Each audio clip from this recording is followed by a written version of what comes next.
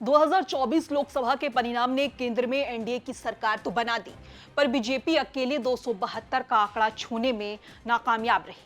नीतीश कुमार ने बुरे वक्त में बीजेपी का साथ दिया, पर जो शर्त सबसे ज्यादा चर्चे में रही और नीतीश कुमार खुद बार बार पीएम मोदी को याद दिलाते रहे, वो थी बिहार को विशेष राज्य दर्जा देना।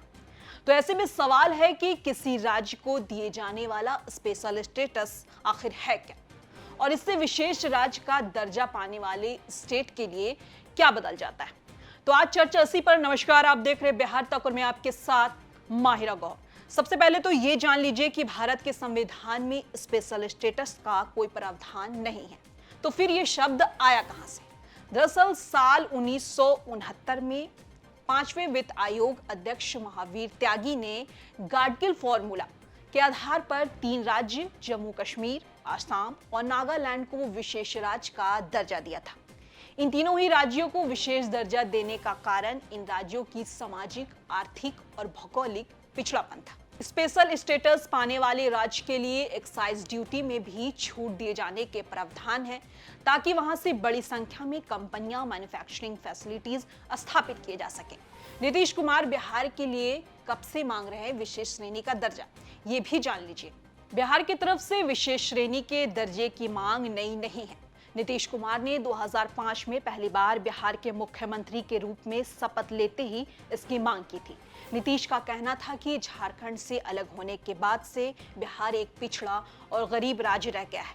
उन्होंने ये मांग पिछले साल नवंबर में भी की थी, जब उन्होंने जाति जनगणना के आंकड़े जारी किए थे। बता दें, राष्ट्रीय विकास परिषद ने राज्यों को विशेष दर्जा देने के लिए कुछ मापदंड बनाए, जिनमें राज्य का संसाधन, व्यक्ति का आय, राज्य की आमदनी के स्रोत, राज्य में जनजातीय आबादी, पहाड़ी और दुर्गम इलाका, अंतर्राष्ट्रीय सीमा के पास स्थिति जैसी कुछ और चीजें भी हैं। जो भी राज्य इस मानक को पूरा करता है उसे यह दर्जा दिया गया है। अब समझ लीजिए विशेष राज्य मिलने के फायदे क्या हैं। जब ये योजना आयोग था तो केंद्र के शक्ल बजट के प्लान्ड एक्सपेंडिचर का लगभग 30% हिस्सा उन राज्यों को दिया जाता था जिनको विशेष श्रेणी के राज्य में रखा गया है। विशेष दर्जा प्राप्त राज्यों को ऋण स्पैगिंग, स्कैमिंग और ऋण राहत योजनाओं का लाभ भी मिलता है। विशेष दर्जा प्राप्त राज्य को एक और छूट थी, वो ये थी कि केंद्र सरकार से मिले पैसे के उपयोग का मतलब कि किसी वित्त वर्ष के लिए आवंटित राशि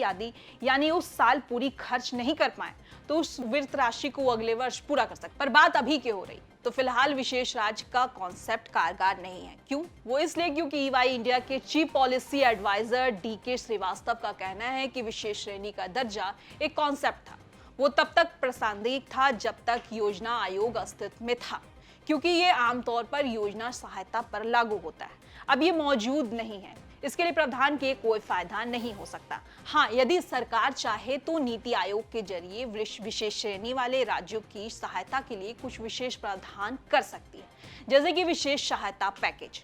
अब विशेष राज्य को लेकर केंद्र क्या फैसला लेगी, ये बीते वक्त के साथ ही पता चल जाएगा, पर कोई फैसला तो जरूर आएगा, क्योंकि इसकी डिमांड करने वाले तीनों राज्य केंद्र सरकार के लिए राजनीतिक रूप से महत्वपूर्ण है। आपको क्या लगता है, बिहार को विशेष राज्य का दर्जा क्यों मिलना चाहिए? हमें कमेंट बॉक्स में बताइए और बिहार की तमाम छोटी बड़ी खबरों के लिए देखते रहें सिर्फ बिहार तक।